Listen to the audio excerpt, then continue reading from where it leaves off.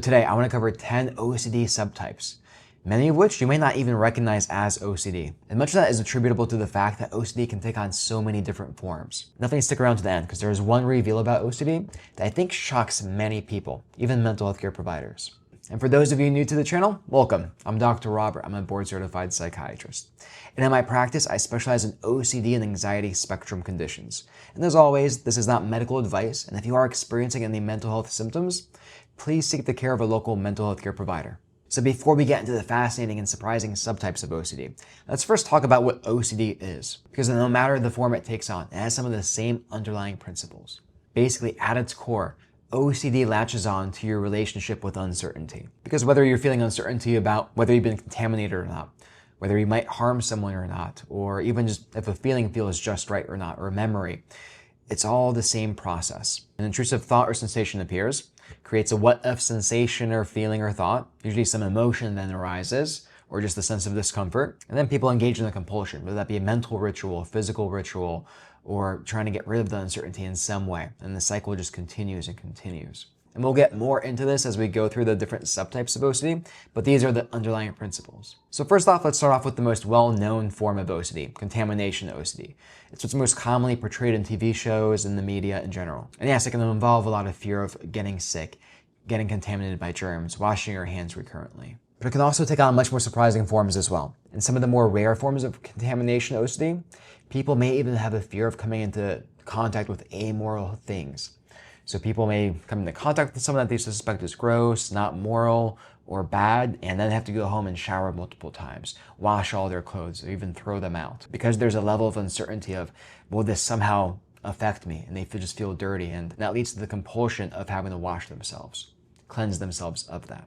And other times, the OCD can latch onto your own sense of safety with yourself. And this subtype or theme of OCD is called harm OCD. In this form of OCD, people are plagued by a constant fear and uncertainty that they may harm themselves or others. They get intrusive thoughts about potential harm. Would they do this? Are they capable of doing this? May this happen? There's danger around every corner. And this may involve throwing all the knives away that they have at home because they fear that they may use them on themselves or others. Avoiding all driving due to the fear that they may cause a car accident intentionally. Because the intrusive thought pops up of, what if I hit the gas during a red light? What if I hit this crowd of pedestrians? What if? So best to avoid, best not to drive and put yourself in that situation. At least that's what the OCD whispers to narrow your life. And I've also seen this form be really distressing in the postpartum period. So mothers who just gave birth to their child, then having strong intrusive thoughts about potentially harming the child. And that can be very, very distressing, but also very treatable. Other times, OCD can latch onto your own bodily sensations, your own sense of health. And this is the subtype called health OCD. So mild headache may be perceived as a brain tumor. Every muscle twitch may feel like ALS. And this may trigger a lot of intrusive thoughts, a lot of Googling, reassurance seeking online with doctors to see if, does this sensation mean I have this condition that could be really life impacting? Again, there's that theme of uncertainty. Something in your own body here triggers a sensation of, I should pay attention to this. This could be very, very bad. And I'm going to chase a sense of certainty. And that then leads to the compulsions, the reassurance seeking. Other times, OCD can go after something even more personal, your sense of identity. And this is one of the most misunderstood forms of OCD. It's called sexual orientation OCD. So in some forms, this can have people questioning their own sexuality. Am I straight? Am I gay? Am I trans? And these can be very, very distressing and lead to a lot of confusion in people as well. And people find themselves ruminating a lot. What do these doubts, these thoughts mean? They find themselves looking at others and trying to assess, am I attracted or not to them? And again, this can be very distressing. And that sense of uncertainty, again, fuels this cycle. And of course, OCD is also going to go after whatever you care the most about. So relationships. So this theme that OCD can attack is called relationship OCD. People have these intense, intrusive thoughts and doubts of, do I really love my partner? Do I find them attractive? Do I want to be with them forever? Is this the right fit for me? And they're constantly plagued by this, and it can really be detrimental to some relationships. And at the center of it is this real intense need of, I need to be sure that this is the right relationship for me. And it comes with a high degree of urgency. There can be a lot of reassurance seeking online, on forums, or asking friends, do you think this is a good relationship for me? But a lasting sense of certainty is always elusive. So as we're moving through these, I hope you can also appreciate that OCD just goes after everything you care about. If you don't care about it, OCD won't go after. And of course, people also care about their own morality, their religion. So of course, OCD is going to go after that as well. So this one's called religious or scrupulosity OCD. And people are plagued by these intrusive thoughts of what if I sinned? What if I didn't pray right?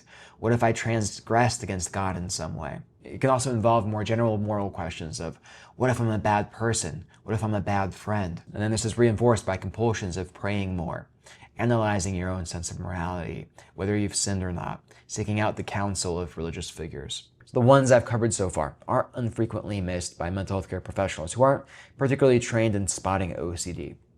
But the next few are especially frequently missed. And the next one is false memory or real event OCD. And in this form, people are plagued by transgressions from their past or memories that they may or may not have. People may be plagued by the thought of, did I cheat at some point in my past? Did I assault someone? Did I do something bad or evil? Did I commit a crime I don't remember? So people may find themselves replaying old memories, going back to photos, texts, asking others from their past. In some really severe cases, people have even attempted to turn themselves in for crimes they never committed or apologize for things they've never done. The next one is sensorimotor OCD. And in this form, your mind, the OCD, starts to really focus in on bodily sensations. People can worry that they might stop breathing, that if they're not paying attention to their own heartbeat, it might stop, or if they don't swallow actively, that they'll choke on their own saliva. I've seen this overlap quite a bit with emetophobia, so the fear of vomiting, a really intense fear of that. People can really be hyper attuned to their digestive tract, even making themselves burp throughout the day frequently to avoid any potential vomiting or anything like that. The next form of OCD I'll talk about is just right OCD. And in this form, people have a strong, intense discomfort that something wasn't done just right. Maybe closing a door, tapping on something, blinking their eyes. They have to do it over and over again until they feel that it was done right. There's a degree of uncertainty that maybe it wasn't, it doesn't feel right, it doesn't feel like it was completed. The discomfort and distress that elicits is too much to sit with, and they have to get constantly engaged in these compulsions. It's this constant sense of incompleteness. And at times it is linked to worry about something bad happening if they don't do something just right. Kind of like step on a crack, break your mama's back. People feel like they've done something wrong, something bad might happen. That's not always the case in just right OCD, but at times that can pop up. It also ties into the next one, responsibility OCD. And this ties into the sense that something that someone does will negatively impact others or themselves. So it can involve sending the wrong email that'll get you fired, or leaving the door unlocked and having your entire home burglarized, making an error at work, filing taxes incorrectly, and then getting audited, losing your life. A lot of the professionals I've treated struggle with this. It could be lawyers, physicians, surgeons who worry that they might or did harm someone during surgery, pilots afraid to fly because of this. It's the uncertainty of sitting with the unbearable possibility that you may have done something or may do something that irrevocably changes your life or someone else's life. Basically, a fear of catastrophic consequences as a result of your actions. All right, so I covered 10 subtypes of OCD, but are these actually really subtypes? I and many psychiatrists would argue that no, there aren't actually subtypes of OCD. There are just themes. Basically anything that someone cares about or gives a lot of meaning to, OCD can latch onto. So of course, naturally, there'll be some categories that overlap for many people, such as harm, sexuality, relationships, religion. This can be very individualized to many different people, and it can affect almost any part of life. So there can be countless themes of OCD. They'll only scratch the surface of the ones that are more well-known and often seen clinically. There are many, many more. And here's the other big reveal. OCD doesn't just stick to one theme. Most often during my initial visit with someone, I'll ask about the different forms it's taken on throughout their life. And most times, there are different forms. It may attach to someone's relationship early on, then to their work, then to their religious beliefs, and it can just mold and form in these different shapes that are unique to everyone's experience. But here's the beautiful thing. No matter the form, the theme of OCD, the treatments remain relatively the same. ACT therapy, exposure response prevention. The medications also, no matter the theme, remain the same. And treatment is equally effective for all the different forms. So I hope this video made you more aware of the different forms that OCD can take on. They can shift throughout someone's lifetime and can affect pretty much anything that they care about. And it can be very unique to someone's experience. And if there's any theme of OCD, any form of it that you'd like me to cover in future videos in more detail, in more depth, definitely let me know. I'd love to make a video on it. And thank you so much for watching to the end. I really appreciate your attention, your engagement with the channel. It really means a lot. And I hope to see you next week in another mental health video. Thanks.